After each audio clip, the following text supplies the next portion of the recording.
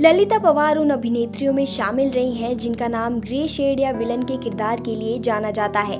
उनका नाम सुनते ही दिमाग में उन सभी क्रूर सासों का चेहरा घूम जाता है जो अपनी बहुओं को चैन से नहीं रहने देती। ललिता पवार की कहानी बस एक फिल्मी सास की ही नहीं है, ये कहानी एक औरत की है जिसने पैट्रियर्कल समाज में अपनी जगह बनाई। उन्होंने फिल्मों में स्टंट करके और बिकनी पहन के सारे ताबोतोड़ फिल्म इंडस्ट्री में अपनी अलग पहचान बनाई, लेकिन फिर फिल्म सेट पर ही हुए एक हादसे में अपनी आंख गंवाकर करियर खो दिया।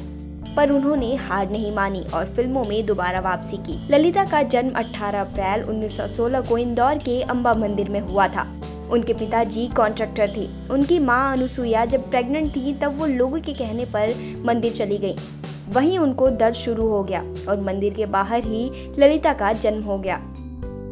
पहले उनका नाम अंबिका रखा गया, फिर बाद में नाम बदलकर ललिता कर दिया गया था।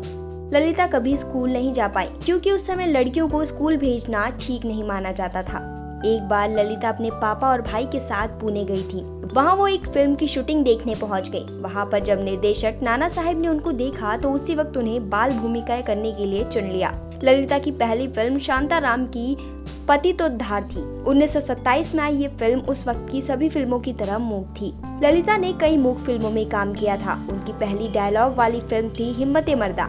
इस फिल्म में उन्होंने गाना भी गाया था, नील आभा से प्यारा गुलाब रहे, मेरे दिल में प्यारा गुलाब रहे। ये गाना उस वक्त खूब चला था। बाद में बम्बई में कुछ ऐसी फिल्में भी बनने लगी जो प्रयोग और थ्रिलर के नाम पर बनाई जाती थी। इनमें हीरोइनों से स्टंट करवाए जाते थे। ललिता पवार को भी इस तरह की कई फिल्में मिली, जैसे 1932 में आई मस्तीखोर माशूक और भवानी तलवार, 1933 में आई प्यारी कटार और जलता जिगर, 1935 में आई कातिल कटार। उसी वक्त उन्होंने दैवी खजाना फिल्म में स्विमिंग सूट भी पहना, जो उस समय के हिसाब से काफी बोल्ड मूव था। हालांकि तब फिल्मों की लड़कियों को बाकी दुनिया से अलग ही समझा जाता था, इसलिए इस बात पर कोई हंगामा नहीं मचा। इसके साथ ही उन्होंने पौराणिक फिल्मों में भी काम किया। फिल्म पति भक्ति में ललिता पवार ने किसिंग सीन भी किए थे। ये सोचना असंभव लगता है कि उस वक्त कैसे हुआ। ललिता पवार ने एक्शन फिल्में भी की थी। ललिता पवार ने 2 फिल्मों को प्रोड्यूस भी किया। आज प्रियंका चोपड़ा और अनुष्का शर्मा फिल्में प्रोड्यूस कर रही हैं, तो इसको बहुत बोल्ड प्रोफेशनल एडवेंचर कहा जा रहा है। ललिता ने यह एडवेंचर उसी वक्त कर लिया था। उन्होंने लियो टॉल्स्टॉय की नोबल रेस्ट्रिक्शन के आधार पर दुनिया क्या है नाम से फिल्म बनाई थी। अपनी प्रोड्यूस की हुई फिल्म कैलाश में उन्होंने नायिका, माँ और खलनायिका तीनों का रोल खुद निभाया क्योंकि पैसे की समस्या आ रही थी। ये तो कुछ भी नहीं, चतुर सुंदरी फिल्म में उन्होंने 17 रोल किए थे। 1941 में मराठी के मशहूर उपन्यासकार विष्णु सखाराम खांडेकर की कहानी पर फिल्म बनी अमृत। इसमें ललिता ने मोची का किरदार निभाया था। कहते हैं कि उनका रोल इतना पॉपुलर हुआ कि लोग उनसे छुआछूत का व्यवहार करने लगे और उनको जाति प्रमाण पत्र बनवाना पड़ गया था। पर इसी बीच एक हादसा हो गया और ललिता पवार का हीरोइन के तौर पर करियर खत्म हो गया। 1942 में वो जंगे आज़ादी फिल्म की शूटिंग कर रही थी। भगवान दादा भी उस फिल्म में काम कर रहे थे। एक सीन में उनको ललिता को थप्पड़ मारना था। उन्होंने इतनी जोर से थप्पड़ मार दिया कि ललिता गिर गई और उनके कान से खून निकलने लगा। इसके बाद उन्हें डॉक्टर के पास ले जाया गया, जहां वो 1.5 दिन तक कोमा में रही। कहते हैं कि किसी दवा का रिएक्शन हो गया और ललिता पवार के शरीर के दाहिने हिस्से को लकवा मार गया। लकवा तो वक्त के साथ ठीक हो गया, लेकिन उनकी दाहिनी आंख पूरी तरह सिकुड़ गई और हमेशा के लिए उनका चेहरा खराब हो गया। इसके बाद ललिता को हीरोइन के रोल मिलने बंद हो गए। भगवान दादा को इस हादसे का ताउम्र अफसोस रहा। हालांकि ललिता ने अपनी कड़ी मेहनत से बॉलीवुड में खूब नाम कमाया। उन्होंने धीरे धीरे खुद को सहेजा, पर हीरोइन के तौर पर नहीं बल्कि चरित्र रोल में। फिर उनको क्रूर सास के रोल मिलने लगे। इस तरह का पहला रोल उनको 1944 में आई राम शास्त्री फिल्म से मिली। 1948 में उन्होंने गृहस्थी फिल्म से वापसी की, पर असली पहचान शांताराम की ही फिल्म दहेज से मिली। इसके बाद उनको क्रूर सास के रूप में पहचाना जाने लगा। हालांकि वो पहले भी नेगेटिव रोल कर चुकी थी, लेकिन दहेज ने ही उनको स्थापित किया। ऋषिकेश मुखर्जी की फिल्म अनाड़ी में उन्होंने ऊपर से क्रूर पर अंदर से नरम मिसेस डिसूजा का रोल किया, जो बहुत दिनों तक कॉपी किया जा रहा था। इसके लिए उनको बेस्ट सपोर्टिंग एक्ट्रेस का फिल्म फेयर अवार्ड भी मिला।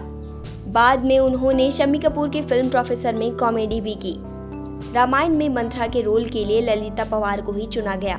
राज कपूर की फिल्म श्री 420 में उन्होंने केले वाली की भूमिका निभाई थी, जिसे राज ने दिलवाली कहा था। लेकिन उनकी ही फिल्म आवारा से एक दिलचस्प वाकया जुड़ा है। 1991 में जी सामयिक पत्रिका को दी इंटरव्यू में ललिता ने बताया था कि राज कपूर के आरके स्टूडियो के सामने ललिता का एक बंगला था। राज उसे खरीदना चाहते थे, लेकिन ललिता ने उन्हें मना कर दिया। कुछ दिनों में ललिता के पास नोटिस आई कि आवारा फिल्म में आपकी कोई जरूरत नहीं है, लेकिन डायरेक्टर अब्बास ने उनको श्री 420 के लिए राजी कर लिया। बाद में राज के साथ उन्होंने कई फिल्में की। यही नहीं, आरके स्टूडियो के बाद में एक मकान बना जिसका फीता ललिता पवार ने ही काटा। जब फिल्म 100 दिन सास की लिखी जा रही थी तब उसके रोल के लिए लोगों के दिमाग में एक ही नाम था, वो था ललिता पवार, और यह रोल मिला भी उन्हें ही। ये फिल्म भी सुपरहिट रही। ललिता पवार की पर्दे पर एंट्री होते ही दर्शक सहम जाते, खूब नफरत से देखते इनको। इनकी आखिरी फिल्म सुनील शेट्टी और पूजा बत्रा की भाई थी। इसमें कुणाल खेमू भी बाल कलाकार के तौर पर थे। मायापुरी को 1975 में दी इंटरव्यू में ललिता पवार ने एक बड़ी रोचक बात बताई थी। उन्होंने कहा था कि बहुत पहले महाराष्ट्र में एक महापुरुष राम गणेश की पुण्यतिथि मनाई जा रही थी। उस प्रोग्राम में वो भी थी। पहले एक डांस हुआ और फिर एक प्रसिद्ध गायिका ने कलाकारों को इनाम दिया। इसके बाद एक छोटी सी लड़की गाने के लिए बैठी। उसने इतना अच्छा गाया कि ललिता खुद को भूल गई।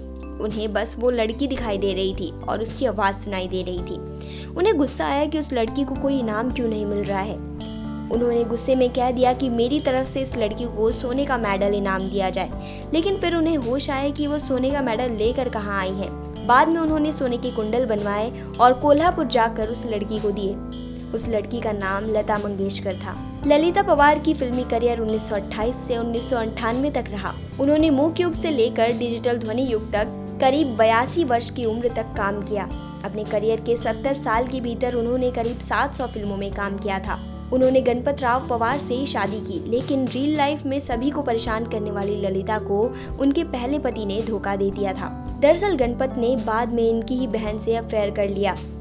उसके बाद ललिता ने अदालत में केस कर डिवोर्स लिया और बाद में निर्माता राज प्रकाश गुप्ता से शादी की। ललिता पवार का एक बेटा है निर्माता जय पवार, और उनके पोते मनोज पवार ने 1995 में सुनील शेट्टी के साथ हैरी बवेजा की फिल्म शोला साइन की थी। फिल्म ठंडे बस्ते में चली गई। पोता मनोज पवार की सलमान खान के साथ भी अच्छी दोस्ती थी। आपको बता दें कि उन्होंने सैफ अली खान के साथ भी आशिक आवारा साइन किया। बाद में उनकी भूमिका को फिल्म से हटा दिया गया था। 1990 में ललिता पवार को जबड़े का कैंसर हुआ, जिसके बाद वो अपने इलाज के लिए पुणे गई। कैंसर की वजह से न सिर्फ उनका वजन कम हो गया बल्कि उनकी याददाश्त भी कमजोर होने लगी। उस वक्त वो कहती थी कि शायद इतने खराब लोगों के रोल किए उसी की सजा भुगत रही हूँ। 24 फरवरी 1998 को ललिता पवार का निधन हो गया।